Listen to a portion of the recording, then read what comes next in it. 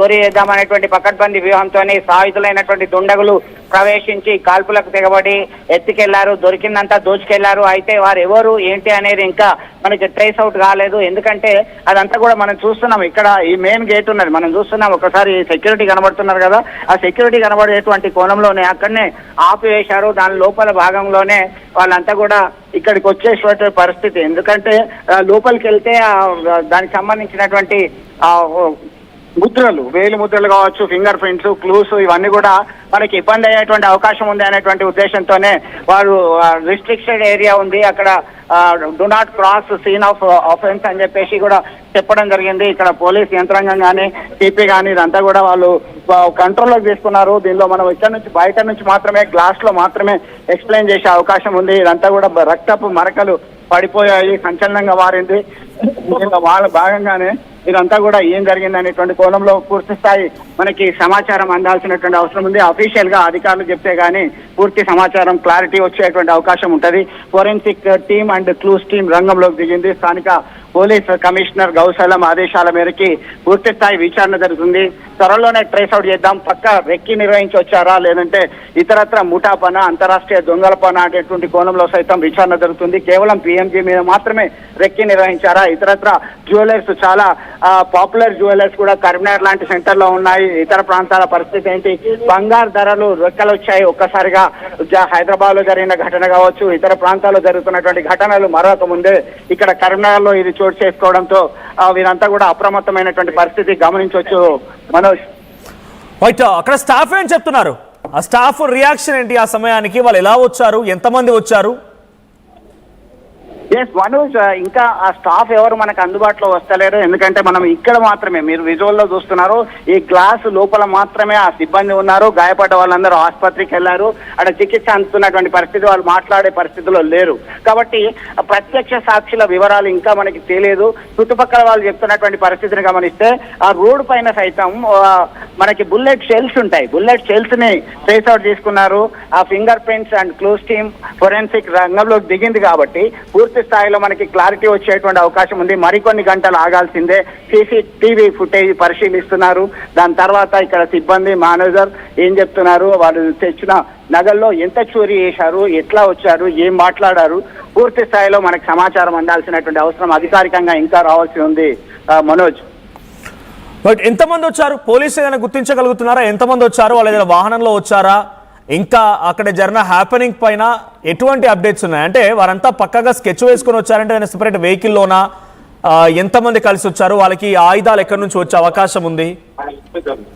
Yes Manoj, రెండు bikes మీద 5 దుండగులు వచ్చారు. సాయుధులైనటువంటి వ్యక్తులు వాళ్ళ ఆయుధాలను పక్కన పెట్టారు. ఎందుకంటే వారు సాధారణమైనటువంటి కొనుగోలుదారులుగా వచ్చారు. మేము ఇక్కడ మంచి ఆభరణాలు ఏమైనా ఉన్నాయా, గోల్డ్ చైన్ చూపించండి మీరు అంటూ నమ్మవలకడం జరిగింది. వారు ఒక్కసారిగా చూపించడానికి రండి సార్, ఇది ఉంది, ఈ ఆయుధం బాగుంటది, ఈ హారం బాగుంటది అనేటువంటి కోణంలో వాళ్ళకి చూపిస్తూ ఒక కస్టమర్ ను ఆకట్టుకునేటువంటి ప్రయత్నం చేస్తున్నటువంటి క్రమంలోనే వారు ఒక్కసారిగా వారిని వచ్చినటువంటి వ్యక్తిని చేతులతో బంధించారు. ఒక్కసారిగా హరాజ్ చేశారు.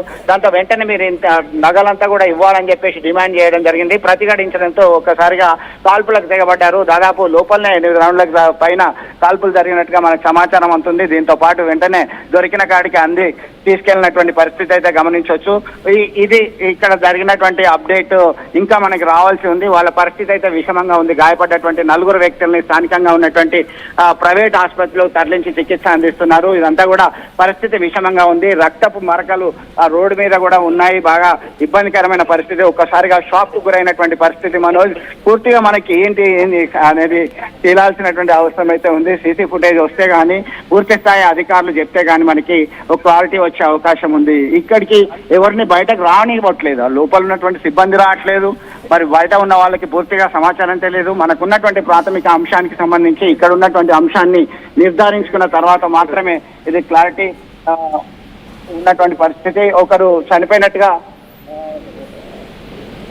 ఇప్పుడైతే పరిస్థితి చాలా విషమంగా ఉంది, క్రిటికల్ గా ఉంది. మరింత మెరుగైన చికిత్స కొరకి హైదరాబాద్ తరలించే అవకాశం ఉన్నట్టుగా వైద్యులు చెప్తున్నట్టుగా సమాచారం అందుతున్నది. అందుకే చంద్రశేఖర్, బుల్లెట్ గాయాలయ్యాయా? 30 రౌండ్ల కాల్పులు అని చెప్తున్న నేపథ్యంలో స్టాఫ్ కి ఎవరికైనా బుల్లెట్ గాయాలయ్యా? ఎంతమంది స్టాఫ్ గాయమైంది? ఎస్, మీరు అన్నట్టుగా సిబ్బంది ఎవరైతే ఉన్నారో పిఎన్జే జ్యువెలరీలో సిబ్బందికి దాదాపు 4 తీవ్ర గాయాలయ్యాయి. దానిలో బుల్లెట్ గాయాలు సైతం అయ్యాయి. భుజము భాగంలో ఇతర పొట్ట భాగం ఈ పక్కటెంకులకి సంబంధించి గాయాలైనట్టుగా సమాచారం అంటుంది. పరిస్థితి మాత్రం విషమంగా ఉంది. ఎందుకంటే ఈ గాయాల కన్నా ఎక్కువ ఒక ఆందోళన, ఒక షాక్ అనేది చాలా ముఖ్యమైనటువంటి విషయంగా గుర్తిస్తున్నారు. దీనిలో ఎవరు ఆందోళన చెందొద్దు అని చెప్తున్నటువంటి పరిస్థితి అయితే మనం గమనిస్తున్నాము. ఏం జరిగింది, ఎట్లా జరిగింది అనేది పూర్తి క్లారిటీ రావాల్సినటువంటి అవసరం ఉంది మనోజ్ మనకి ఇంకా. Right, thank you Chandrashekhar. So మొత్తంగా కరీంనగర్లోని పిఎన్జి జ్యువెలర్స్ షాప్లో మిట్ట మధ్యాహ్నం అందరూ కూడా రద్దీ ప్రాంతమైనటువంటి ఆ ఏరియాలో ఉంటుండగానే ఓ 4 వ్యక్తులు 2 వాహనాల్లో 2 బైక్స్ పై వచ్చి లోపలికి వెళ్ళిపోయి లోపల వారు సాధారణ కస్టమర్స్గా మాదిరిగానే లోపలికి వచ్చారు. లోపలికి వచ్చి వారంతా బంగారం చూడ మొదలుపెట్టారు. ఇది హారం బాగుంటుందని చెప్పి, అఫ్కోర్స్ సేల్స్ మ్యాన్ అన్న తర్వాత వాళ్ళు ఏది బాగుంటుంది, ఎలా ఉంటుంది అట్రాక్ట్ చేయడానికి ప్రయత్నం చేస్తూ ఉంటారు. ఆ అట్రాక్షన్లో భాగంగా సేల్స్ మ్యాన్ చెప్తున్న క్రమంలో ఆ సేల్స్ మ్యాన్ చేతులకి తాళ్ళు కట్టేసి ఆయన క్లోజ్ చేసి ఆ తర్వాత అందరిపై అటాక్ చేయడం మొదలుపెట్టి జేబులో నుంచి గన్స్ తీసి బ్యాగ్లో నుంచి అందరిపై ఎక్కుపెట్టి 4 ఆ రకంగా దాడికి కూడా వారిపైన బుల్లెట్ గాయాలు కూడా 4 బుల్లెట్ గాయాలయ్యాయంట. తల్లో బుల్లెట్ తగిలిందన్నట్టుగా తెలుస్తోంది యాజ్ ఆఫ్ నౌ. సో 4 చాలా తీవ్రంగా గాయాలయ్యా. హుటాహుటిన హైదరాబాద్ తరలిస్తున్నారు. 30 రౌండ్ల కాల్పులు చేపట్టి లోపల బంగారం మొత్తాన్ని కూడా దోచుకొని 2 వాహనాలు 2 బైక్స్ పై అక్కడి నుంచి పరారైపోయారు.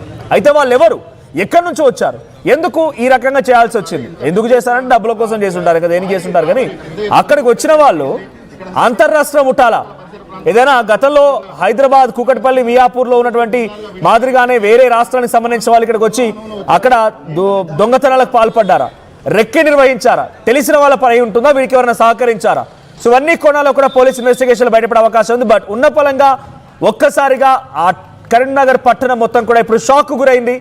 ఈ బుల్లెట్ శబ్దాలతో ఆ ప్రాంతం అంతా ఉలిక్కిపడింది. ఒకసారిగా అంత పెద్ద హై సెక్యూరిటీలో ఉన్నటువంటి బంగారం షాప్లోనే ఈ రకమైన దొంగతనం జరిగిందనే రకంగా అంతా కూడా ఆశ్చర్యపోతున్నారు. మధ్యాహ్నం సమయంలోనే దొంగల స్వైర విహారం కొనసాగుతున్న రకంగా కరీంనగర్ పట్టణ వాసులంతా కూడా షాక్ గురైపోతున్నారు. సో ప్రెసెంట్ పోలీస్ ఇన్వెస్టిగేషన్ కొనసాగుతుంది. చూద్దాం మరి దీంట్లో ఏం బయటపడుతుంది అనేది. బట్ 4 పరిస్థితి విషమంగా ఉన్నట్టు తెలుస్తోంది. హైదరాబాద్ తరలిస్తున్నారు.